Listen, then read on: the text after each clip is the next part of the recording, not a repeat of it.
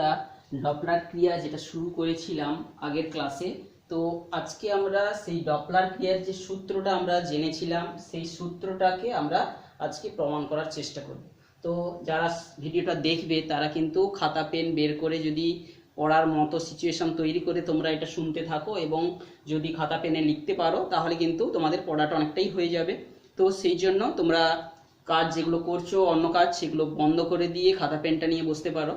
তো এখানে আমরা সূত্রটাতে যাওয়ার আগে আমরা একটা ধারণা পেতে চাইছি। সাপোজ আমরা বলছি একটা নৌকা, একটা পাড়ে নৌকা দাঁড়িয়ে আছে, জাস্ট পাড়ে নৌকা দাঁড়িয়ে আছে এবং সমুদ্র থেকে তরঙ্গগুলো আসছে, বোঝা গেছে? তো এইখান থেকে তরঙ্গগুলো আসছে দূর থেকে, তাহলে তরঙ্গ একটা জল তরঙ্গ আসছে, তাহলে এই জল তরঙ্গগুলো একটা নির্দিষ্ট সময় অন্তর অন্তর নৌকাতে ধাক্কা দেবে।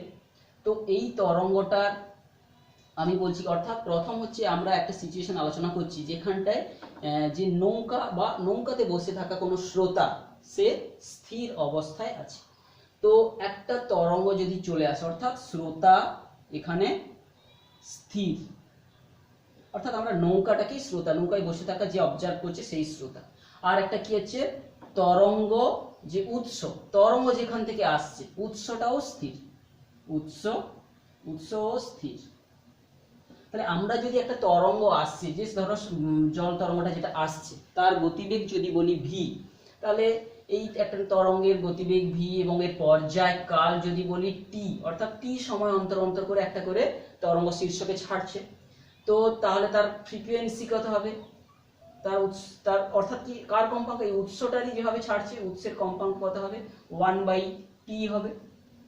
এবং তরঙ্গ দুটো তরঙ্গ শীর্ষের মধ্যের দূরত্ব এটা কি হবে, ল্যামডা হবে। তরঙ্গ শীর্ষ দুটোর মধ্যবর্তী এটা হচ্ছে ল্যামডা হবে। তাহলে যেখান থেকে হোক দূর থেকে যে তরঙ্গটা আসছে উৎস সেখানে স্থির রয়েছে।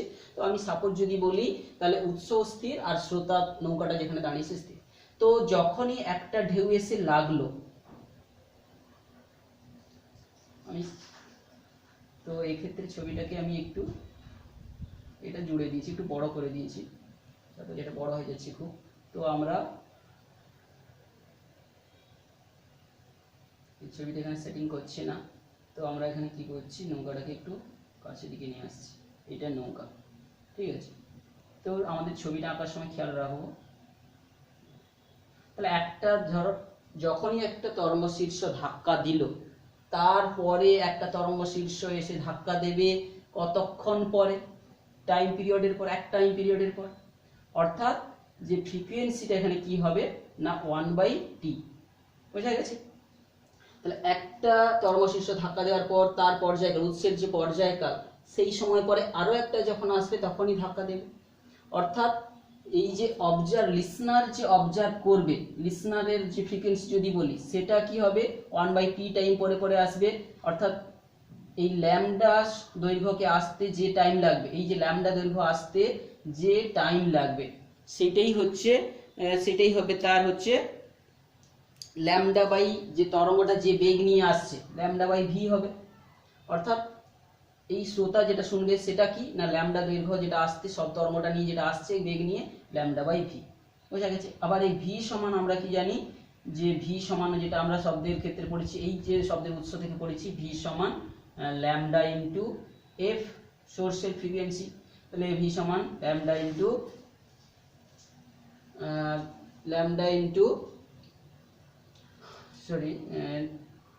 ল্যামডা বাই কি হবে, আচ্ছা সরি, এটা যেটা আমাদের বোঝাটা বলেছি, অর্থাৎ যে সময় পরে নৌকাতে একটা তরঙ্গ লাগার কত সময় পরে আর একটা তরঙ্গ শীর্ষ এসে লাগবে সেই টাইমটা কত, সেই টাইমটাকে যদি আমরা টি ড্যাশ ধরে বলছি, টি ড্যাশ সময় পরে এসে একটা তরঙ্গ শীর্ষ লাগার পরে সে ঘড়ি চালিয়ে দেখলো কত সময় পরে আরেকটা আসে। তো সে আরেকটা দৈর্ঘ্য তরঙ্গ শীর্ষ তো ল্যামডা দূরত্ব পরে আছে, তার ভাজিত ভি সময় লাগবে। এখন ভি সমান কি জানি আমরা, ভি সমান আমরা জানি হচ্ছে ল্যামডা ইন্টু তরঙ্গের যে উৎসের কম্পাঙ্ক, অর্থাৎ কি 1/fs। অর্থাৎ এইটাই হচ্ছে আবার তরঙ্গের পর্যায়কাল। অর্থাৎ কি আমরা দেখতে পাচ্ছি যে সময়ে নৌকাটা যদি স্থির থাকে, উৎসও যদি স্থির থাকে, সেখান থেকে যে লিসনার যে কম্পাঙ্কটা শুনবে সেটা কি 1/t ড্যাশ সমান কি 1/fs সমান কি fs। তাহলে দেখতে পাচ্ছি যখন উৎসটাও স্থির আছে, সেখান থেকে তরঙ্গটা আসছে এবং শ্রোতা যে শুনছে সেও যদি দাঁড়িয়ে শুনছে, যেখানে বসে আছে, যখনই একটা তরঙ্গ শীর্ষ আঘাত করলো তারপরে সঙ্গে সঙ্গে ঘড়ি চালিয়ে তারপরে যখন আরেকটা তরঙ্গ শীর্ষ এসে ধাক্কা করবে তার মাঝে কত সময় লাগবে, তাহলে সেই দৈর্ঘ্যটা অতিক্রম করতে সেই তরঙ্গটার যে সময় লাগে তাহলে দৈর্ঘ্য ভাজিত গতিবেগ দিয়ে ভাগ করলে আমরা পেয়ে যাব। আবার গতিবেগের সূত্রটা কি, তরঙ্গের গতিবেগের সূত্রটা সেই তরঙ্গের তরঙ্গ দৈর্ঘ্য গুণিত তার হচ্ছে উৎসের কম্পাঙ্ক। সেইটা থেকে আমরা বুঝে যাচ্ছি যে শ্রোতা যখন স্থির থাকবে, উৎস যখন স্থির থাকবে, তাহলে উৎসের কম্পাঙ্ক সমান শ্রোতার কম্পাঙ্ক হবে, একই হবে। তো এখন প্রশ্ন চলে আসছে, এইবারে যদি নৌকাটা আস্তে আস্তে এগিয়ে যায়, অর্থাৎ শ্রোতা উৎসের দিকে গতিশীল, উৎসের দিকে গতিশীল, শ্রোতা প্রথম 2 নম্বর সিচুয়েশন আমরা বলছি, শ্রোতা অর্থাৎ নৌকোটা যদি ধীরে ধীরে এগিয়ে যায় উৎসের দিকে গতিশীল, উৎস স্থির হয়ে আছে। যদি দেখি তাহলে কি হবে, কি এই নৌকাটা প্রথম যখন ধাক্কা খেলো প্রথম তরঙ্গ শীর্ষ, সেইখান থেকে যখন নৌকাটাও এগিয়ে যাবে, ছবিটা আমি যদি আরেকবার আঁকি, তো আমি এইখান থেকে আঁকা শুরু করছি।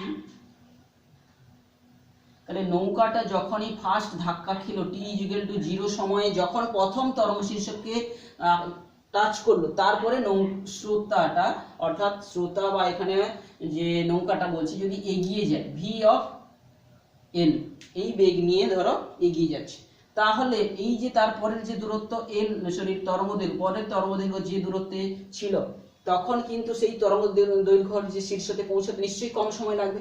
তার কাছে সেই পরের তরঙ্গ শীর্ষতে পৌঁছতে তার সময় লাগবে t ড্যাশ যদি বলি, তার ক্ষেত্রে t ড্যাশ সমান কত হবে, এখন স্রোতের অর্থাৎ তরঙ্গের যে বেগটা আসছে সে তো v বেগে আসছে, আর শ্রোতা এই বেগে যাচ্ছে।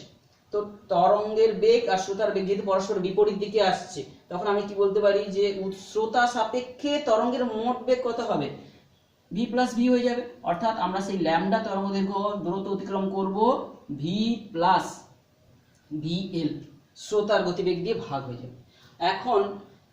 এখন আমরা যদি বলি যে কম্পাঙ্কটা কি হবে, শ্রোতা যে কম্পাঙ্কটা শুনবে t(f(l) কি 1/t ড্যাশ, এই t ড্যাশ মানে কি আমরা বললাম যে 1/, এই t ড্যাশের জায়গায় বসবো ল্যামডা ইনটু উল্টে যাবে v+vl। এখন ল্যামডাটা কি, উৎস এর তরঙ্গ দৈর্ঘ্য, উৎস যেহেতু স্থির আছে আমরা তরঙ্গ দৈর্ঘ্য তার সে নির্দিষ্ট স্থির থাকবে, এই সেই উৎসের যে তরঙ্গ দৈর্ঘ্য সেটা আমরা কি পাবো, উৎস এর তরঙ্গ দৈর্ঘ্য সেটা আমরা পাবো হচ্ছে কি যে উৎস এর তরঙ্গ দৈর্ঘ্য যেটা পাবো v, তাহলে এটা থাকছে ল্যামডা সমান কি হবে না v উৎসের গতিবেগ ভাজিত উৎসের কম্পাঙ্ক, বোঝা গেছে। তাহলে এইখানে আমরা লিখবো v+vl ভাজিত v/fs, তাহলে এইটা উল্টে গিয়ে কি হবে fs ইনটু v+vl ভাজিত v, বোঝা গেছে।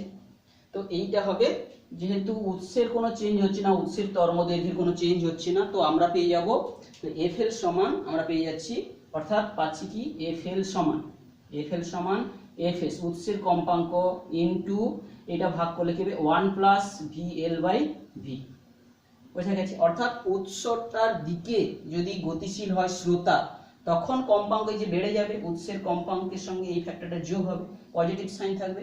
আচ্ছা, এর পরে যে অর্থাৎ বুঝতে পারছি আমরা যে প্রথম তরঙ্গকে টাচ করার পর সে কিছুটা এগিয়ে যাবে, দ্রুত এগিয়ে যাবে, তখন টাচটা তাড়াতাড়ি হবে, অর্থাৎ তরঙ্গ শীর্ষকে কম সময় সে করে ফেলবে, অর্থাৎ সে দেখবে যে কি দ্রুত হচ্ছে কম্পাঙ্কগুলো আসছে। তো সেখান থেকে আমরা দেখতে পাবো যে শ্রোতা কিন্তু কম্পাঙ্ক শ্রোতার কাছে একটু বেশি মনে হবে। এখন চলে আসছি, শ্রোতা যদি উৎস থেকে দূরের দিকে সরে যায়, শ্রোতা যদি স্থির উৎস থেকে, ধরো উৎসটা কি স্থির রয়েছে, স্থির উৎস থেকে দূরে সরে যায়, তখন কি হবে ছবিটা, এই ধরো একটা সাপোজ এই ছবিটার কথা বলেছি, নৌকাটা, এই নৌকা, তো তরঙ্গ শীর্ষগুলোর ছবিগুলো আমি এঁকেছি এইভাবে। এই তরঙ্গটা আসছে ঠিক আছে, কিন্তু এইবারে শ্রোতা কি করছে, এইখানে যে বসেছিল সে এইদিকে ভি এল বেগ, শ্রোতার বেগ ভি এল নিয়ে সে চলে যাচ্ছে। তো প্রথম আঘাত অর্থাৎ তরঙ্গ শীর্ষ তাকে স্পর্শ করার সঙ্গে সঙ্গে সেই ঘড়ি দেখা শুরু করলো, অর্থাৎ কি তখন ক্ষেত্রে তার ক্ষেত্রে যে টি ড্যাশটা পরের তরঙ্গ শীর্ষ যখন এসে আবার তার নৌকাকে টাচ করবে, নিশ্চয়ই অনেক পরে হবে কারণ নৌকাটাও এইদিকে চলে গেছে, তরঙ্গ শীর্ষও আসছে, তাহলে তখন কি হবে, সে কিন্তু একটা, তাহলে দুজন যেহেতু তরঙ্গের বেগ আর শ্রোতার বেগ যেহেতু একই দিকে যাচ্ছে, তাহলে আপেক্ষিক বেগ কত,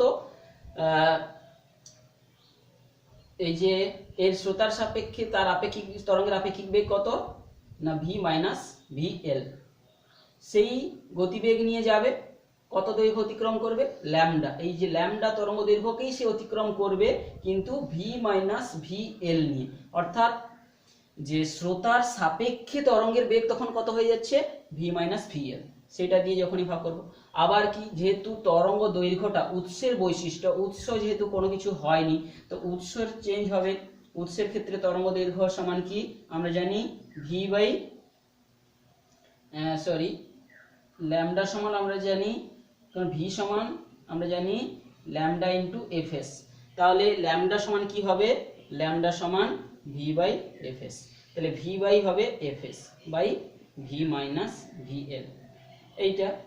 তো এই ক্ষেত্রে আমরা কম্পাঙ্কটা যদি বার করতে চাই, কম্পাঙ্কটা যদি বার করি সেটা সমান কি হবে, এফ এল ড্যাশ সমান কি হবে 1 বাই টি ড্যাশ, এইটার অনন্য, এইটার অনন্য করলে কি হবে 1 বাই টি ড্যাশ, ধরো আমি সাপোজ এটাকে ল্যামডাই রাখছি, তাহলে কি হবে 1 বাই টি ড্যাশের জায়গায় বসবে ল্যামডা ইন্টু, তাহলে উল্টে যাবে কি ভি মাইনাস ভি এল, এই ল্যামডার জায়গায় বসাবো ভি বাই ভি এস, বোঝা গেল, তাহলে ভি এসটা উল্টে যাবে, এফ এসটা উল্টে যাবে এফ এস ইন্টু, তাহলে ভি মাইনাস ভি এল ভাজিত ভি, তাহলে কি হবে F S into 1 minus V L by V.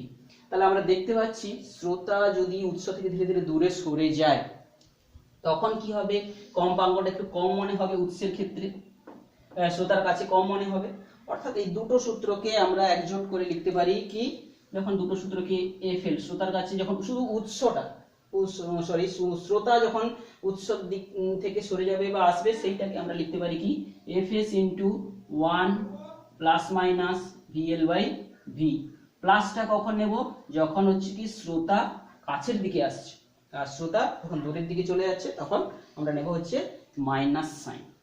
তো এর এইটা গেল হচ্ছে আমরা শ্রোতা উৎস স্থির ছিল, এই ক্ষেত্রেও উৎস স্থির ছিল, উৎস স্থির ছিল কিন্তু শ্রোতা হচ্ছে আসছিল আর যাচ্ছিল, তো এক্ষেত্রে কার সাপেক্ষে শ্রোতা যাচ্ছিল আসছিল না যে মাধ্যম, সেই মাঝখানের যে মাধ্যম, তো এইটার ক্ষেত্রে আমরা কি করব জল তরঙ্গটাকে আমি শব্দ তরঙ্গ ধরতে পারি আর জলটাকে আমরা বায়ু যদি ধরে নিই তাহলে বায়ুর মধ্যে মাধ্যমে শব্দ তরঙ্গের যে কম্পাঙ্কের পরিবর্তনের সূত্রটা হয়ে যাবে এইটা, বোঝা গেছে। তো এটা আমরা সিম্পলি জল তরঙ্গের দিয়ে আমরা বোঝানোর চেষ্টা করছিলাম, এখন আমরা কি বলছি যে এই তরঙ্গটাকে আমরা ধরে নিচ্ছি শব্দ তরঙ্গ আর জলটাকে বলে দিচ্ছি হচ্ছে বায়ু মাধ্যম, তাহলে হয়ে গেল এটা শ্রোতা।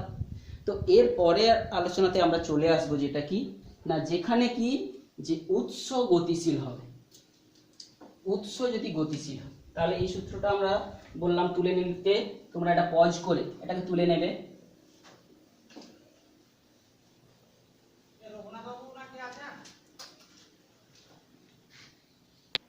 এখন আমরা চলে আসছি যদি উৎস গতিশীল হয় তাহলে আমরা আগের দুটো আলোচনাতে কি করেছি সেখানে দেখেছি যে শ্রোতা গতিশীল হচ্ছে, হয় সে উৎসের দিকে যাচ্ছে কিংবা উৎস থেকে দূরে চলে যাচ্ছে কিন্তু উৎস স্থির ছিল। এখন বলছি যে উৎস গতিশীল, উৎস গতিশীল, এখন উৎস গতিশীল হলে দুটো সিচুয়েশন আসতে পারে, শ্রোতার দিকে আসতে পারে শ্রোতা থেকে দূরে চলে যেতে পারে। তো আমরা সেই ছবিটাকে করার জন্য আমরা কিন্তু এই সমস্ত যে ক্যালকুলেশনগুলো আমরা করছি তাদের গতিটা একই রেখা বরাবর হবে আমরা ধরে নেব, অর্থাৎ কি কারণ কোনো একটা উৎস যেখান থেকে উৎপন্ন হবে সে তরঙ্গ তো চারিদিকে ছড়িয়ে যাবে, তো আমরা ক্যালকুলেশনের সুবিধার্থে প্রথমেই বলে নিচ্ছি যে একই রেখা বরাবর তাদের জন্য গতিটা আমরা ধরব, এইটা বলছি ধরো লিসনার আর এইটা হচ্ছে সোর্স। তো এই সোর্স থেকে যখনই কোনো তরঙ্গ উৎপন্ন হবে সে কিভাবে উৎপন্ন হবে, সে চারিদিকে তরঙ্গ যে মুখ তৈরি করবে, বোঝা গেছে। তো এক্ষেত্রে কি হবে,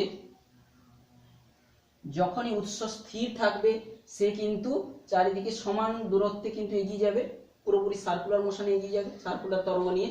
এই যে পিকগুলো যদি বলি এইভাবে তরঙ্গ তরঙ্গ হয়ে যাবে, এইদিকে তরঙ্গ তরঙ্গ হয়ে যাবে, বোঝা গেছে।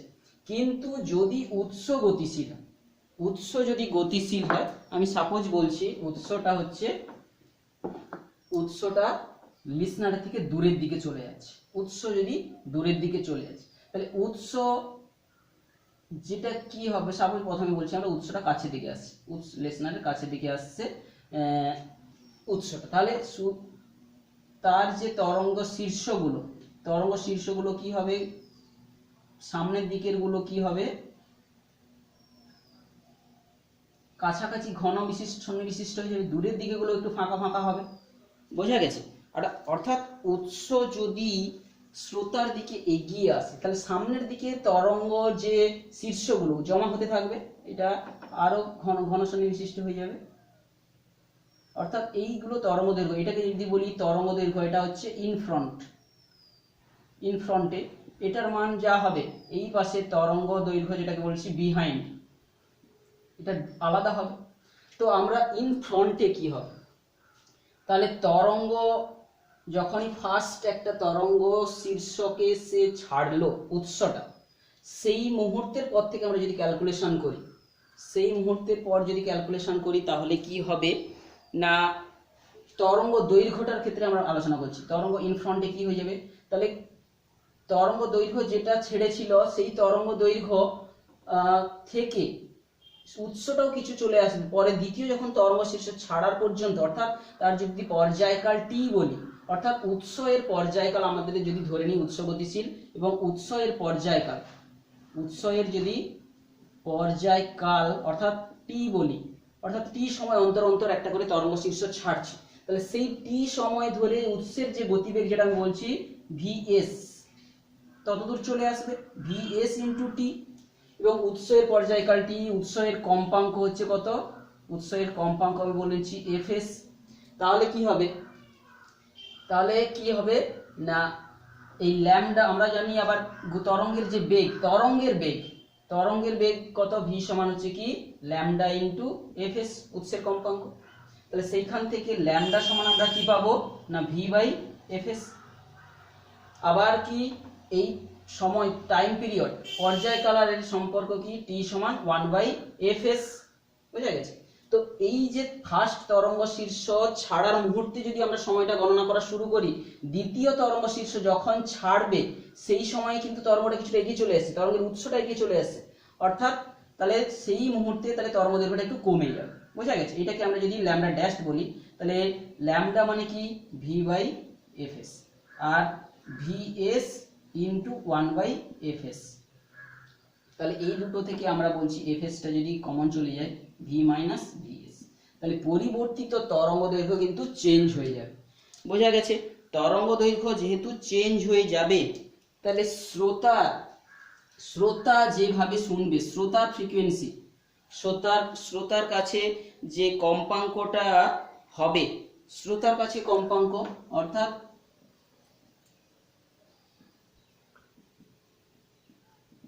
শ্রোতার কাছে কম্পাঙ্ক মানে কি, যে এই ল্যামডা ড্যাশ অতিক্রম করতে তার যে সময় লাগবে, ল্যামডা ড্যাশ দৈর্ঘ্য অতিক্রম করতে যে সময় লাগবে, অর্থাৎ শ্রোতার টাইম পিরিয়ড, শ্রোতার কাছে তার যে তরঙ্গের পর্যায়কালটা কত হবে, টি ড্যাশ যদি বলি সেটা কত হবে, এই ল্যামডা ড্যাশকে অতিক্রম করবে তরঙ্গের বেগ নিয়ে, বোঝা গেল। আর তার অন্যটা কম্পাঙ্ক হবে কি, যদি এফ এল বলি তাহলে কি হবে কি 1/t ড্যাশ, মানে কত না ভি বাই ল্যামডা ড্যাশ, বোঝা গেল। তাহলে শ্রোতার কাছে যে পর্যায়কালটা হবে সেই ছোট্ট তরঙ্গ দৈর্ঘ্যগুলো অনুযায়ী আসবে, সেই ছোট তরঙ্গ দৈর্ঘ্যকে শব্দ হচ্ছে তরঙ্গ, শব্দ উৎস তো আসছে একটা গতিতে, তরঙ্গ আসছে কিন্তু ভি গতিতে, তরঙ্গের গতি কিন্তু চেঞ্জ হবে না, সে তো মাধ্যমের উপর নির্ভর করে, এটা হচ্ছে তরঙ্গের গতি, তো সেই গতি নিয়ে সে আসবে, তাহলে সেই তরঙ্গ দৈর্ঘ্যটাকে অতিক্রম করতে তার যে সময় লাগবে সেটাই হচ্ছে শ্রোতার কাছে তার পর্যায়কাল হবে। এবং এই ভি থেকে এইখানটা যদি আমি বসাই, যদি ল্যামডা ড্যাশ এর মানটা তাহলে ভি ভাজিতক এই ল্যামডা ড্যাশের মানটা এখান থেকে নিয়ে এসে বসালে কি হবে, ভি মাইনাস ভিএস বাই হচ্ছে এফএস, এফএসটা উপরে উঠে চলবে। তো এই এফএস ইন্টু আমরা এই ভিটাকে যদি নিচে নামিয়ে দিই 1 ভাজিতক 1 মাইনাস ভিএস বাই ভি, বোঝা গেছে। তো কারণ এই ভিএসটাকে আমরা নামিয়ে দিয়েছি সুবিধার্থে। তো এইটাকে আমরা কোন বইতে এইভাবেও রাখতে পারি, তো আমরা সূত্রের জন্য আমরা এরকম ভাবে করতে পারি। অর্থাৎ এইটাকে আমরা একটু ক্যালকুলেশন করলে অথবা এফ এল সমান আমরা কি পাবো, যে F S into 1 minus VS by V whole to the power -1, বুঝা গেছে। তো এবারে এটার বাইনোমিয়াল এক্সপানশন করলে দ্বিপদ উপপাদ্য যদি বিশ্লেষণ করা যায়, এটা যদি তত বেশি পরিবর্তন না হয়, F S into 1 plus VS by V, বোঝা গেছে। অর্থাৎ শ্রোতার কাছে যে উৎসটার কম্পাঙ্ক মনে হবে কিন্তু গতিবেগের জন্য বেশি মনে হবে। ঠিক একইভাবে যদি আমরা ক্যালকুলেশন করি, তাহলে পেছনের দিকে যদি দূরে সরে যাচ্ছে তার বিপরীত ঘটনাটা ঘটবে। শ্রোতার কাছে আসছিল তো দূরে সরে গেলে তখন কি হবে, এই যে তখন উল্টো ঘটনাটা ঘটবে। তখন উৎস গতিশীল কোন দিকে, শ্রোতার দিকে। প্রথম কেস যেটা আলোচনা করলাম না, শ্রোতার দিকে গতিশীল। দ্বিতীয় কেস যেটা আলোচনা করব, উৎস গতিশীলের যে শ্রোতা থেকে দূরের দিকে গতিশীল, শ্রোতা থেকে দূরের দিকে। শ্রোতা থেকে দূরের দিকে গতিশীলের ক্ষেত্রে আমরা ছবিটা আঁকছি না।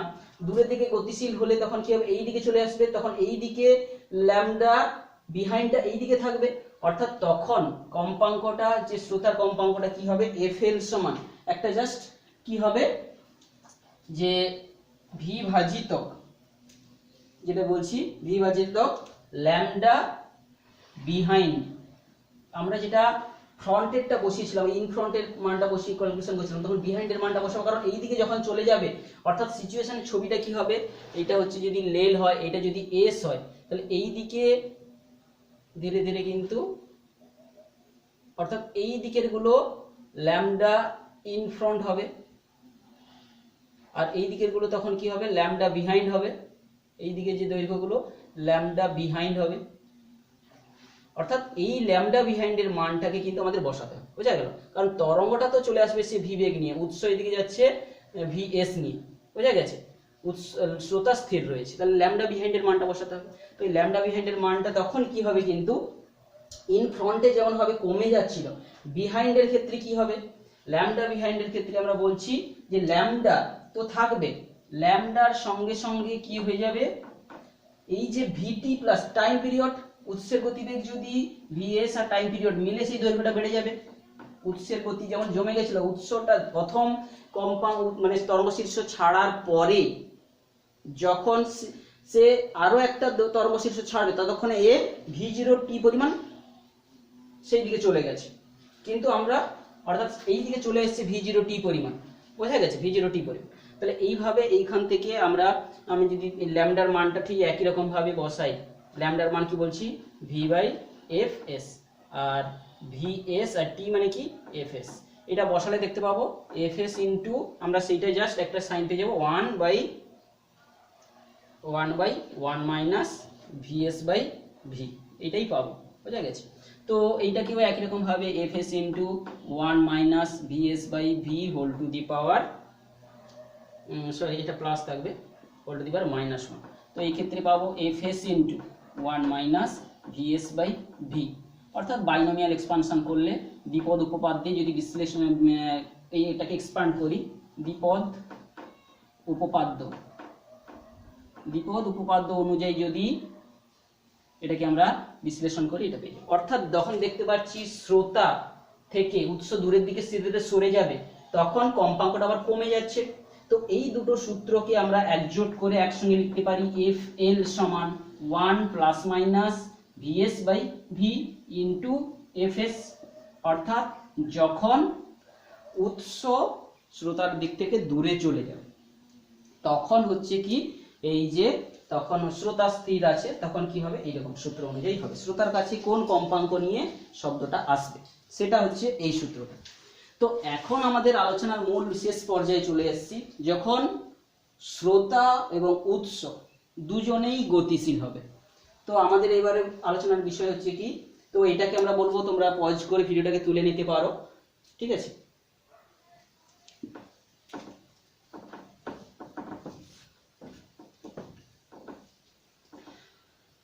তো এই ক্ষেত্রে যখনই উৎস গতিশীল হবে, শ্রোতাও গতিশীল হবে, তখন আমরা শুধু কি করব, যেটা আমরা এখানে ভি কে শুধু ভি ধরেছি, উৎসটা যে গতিবেগ নিয়ে আসছে। তো এবার আমরা এটা যেটা করছি, উৎস এবং শ্রোতা উভয়ই গতিশীল। তো এক্ষেত্রে আমরা এই ছবিটা দেখে বলছি, এখানটায় শুধু উৎস গতিশীল ছিল, এখানটায় শ্রোতাও গতিশীল হচ্ছে। ভি এল গতিবেগ নিয়ে এই যে লিসনার ছিল, এও গতিশীল হচ্ছে, আর শ্রোতা আর উৎসটাও কি হচ্ছে, শ্রোতার দিকে গতিশীল হচ্ছে। তাহলে এই পজিশন থেকে আমরা যে সূত্রটা পেয়েছিলাম, এই ক্ষেত্রে এফ এল সমান কি, যেটা পেয়েছিলাম এফ এল সমান কি, ভি বাই ল্যামডা ইনফ্রন্টের। এই ভি মানে কি, শুধু তরঙ্গের বেগটা ছিল, তরঙ্গের বেগ, আর ভিএস মানে উৎসের বেগ, আর ভি হচ্ছে কি তরঙ্গের বেগ, এটা হচ্ছে কি তরঙ্গের বেগ। তাহলে এই তরঙ্গের বেগটা ভি এর সাপেক্ষে অর্থাৎ শ্রোতার সাপেক্ষে তখন তরঙ্গের বেগ কত হয়ে যাবে না, ভি প্লাস ভি এল। তখন শ্রোতাও যখন গতিশীল হবে, তখন শ্রোতার সাপেক্ষে তরঙ্গের গতিবেগ হয়ে যাবে ভি প্লাস ভি এল। বোঝা গেছে? তখন এইভাবে একই রকম ক্যালকুলেশন থাকবে, ভি প্লাস ভি এল ভাজিত ইনফ্রন্টের জন্য যেটা বসিয়েছিলাম, যে ইনফ্রন্টের জন্য ল্যামডা ইনফ্রন্ট কি না, এটা যেটা বসিয়েছিলাম যে V by F S minus VT by VS into T মানে কি 1/fs। এই দুটো থেকে এখানে ক্যালকুলেশন করলে আমরা এফএসটা ক্যালকুলেশন নিয়ে এফএস কে উপরে পাঠিয়ে দিচ্ছি, তাহলে থাকবে হচ্ছে কিন্তু V plus VL by V minus VS. বোঝা গেছে? যখন দুজনেই পরস্পরের দিকে অগ্রসর হচ্ছে, ঠিক একই রকম ভাবে আমরা যখন দুজন বিপরীত দিকে যাবে, তখনই কি হবে, এই উপরেরটা তো প্লাস হচ্ছে, নিচেরটা কি হবে, উপরেরটা তখন দুজন যখন বিপরীত দিকে যাবে তখন আপেক্ষিক গতিবেগ কত হবে, তখন অর্থাৎ যখন উৎস শ্রোতা উভয়ে গতিশীল হবে কি পরস্পরের দিকে গতিশীল, এটা কি পরস্পরের দিকে গতিশীল। আর যখন কি এটা 1 নম্বর সিচুয়েশন, আর উৎস শ্রোতা উভয় গতিশীল কোন দিকে, বিপরীত দিকে যদি গতিশীল ধরি, যদি বলি আমরা বিপরীত দিকে গতিশীল, তখন কি হবে, তখনই কি হবে, যেটা আমরা এফ এলটা বলেছিলাম, এফ এলটা এই ক্ষেত্রে ভি প্লাস ভিএস এল বলেছিলাম, তাহলে কি হবে, ভি মাইনাস ভিএল দূরের দিকে চলে যাচ্ছে, ভি মাইনাস ভিএল আপেক্ষিক বেগ কমে যাবে, তরঙ্গের তো এইদিকে আসছে, অর্থাৎ তরঙ্গটা কিন্তু আসবে, তরঙ্গটা তো উৎসের কাছ থেকে আসবে, শ্রোতা চলে গেলেও, উৎস এদিকে চলে গেলেও তরঙ্গটা কিন্তু শ্রোতার দিকেই তো আসবে, তরঙ্গটা আসবে, সেই জন্য তাদের আপেক্ষিক বেগ, তরঙ্গের আপেক্ষিক বেগ কত হবে না, শ্রোতার সাপেক্ষে ভি মাইনাস ভি। এটা হচ্ছে কি তরঙ্গের আপেক্ষিক বেগ শ্রোতার সাপেক্ষে, এটা কি না তরঙ্গের আপেক্ষিক বেগ শ্রোতার সাপেক্ষে তরঙ্গের আপেক্ষিক বেগ। তাহলে এটা প্লাস হবে, উপর ক্ষেত্রে মাইনাস হবে, আর এক্ষেত্রে কি হবে, তখন আমাদেরকে দূরের দিকে চলে যাবে, তখন দূরের দিকে যখন চলে যাবে বিহাইন্ড এর মানটা নিতে হবে, ইনফ্রন্টের মান নিয়েছিলাম, তখন সেখানে কি নিব, তাহলে V by F S plus নেব আমরা, V by V plus VS by F S.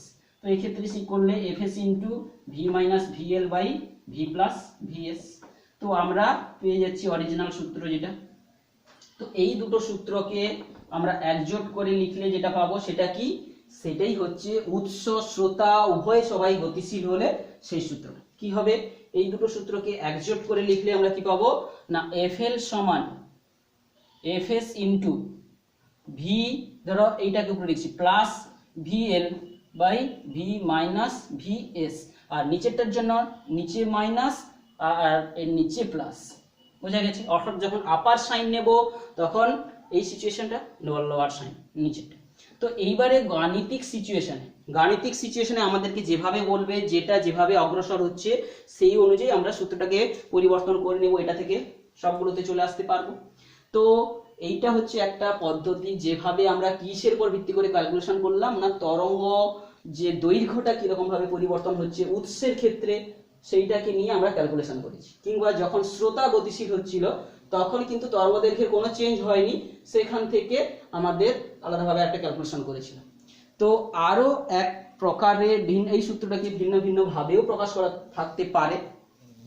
তো আরো এক প্রকারের আলোচনা, যেটা আমরা মেথড 2 নিয়ে পরবর্তী ক্লাসে আমরা আলোচনা করব, সেখানটায় আমরা যে পর্যায় কালটাকে নিয়ে দেখানোর চেষ্টা করব যে সূত্রটাও সেই একই আমাদের আসবে। তো আজকের আলোচনাটা আমরা এখানেই শেষ করছি।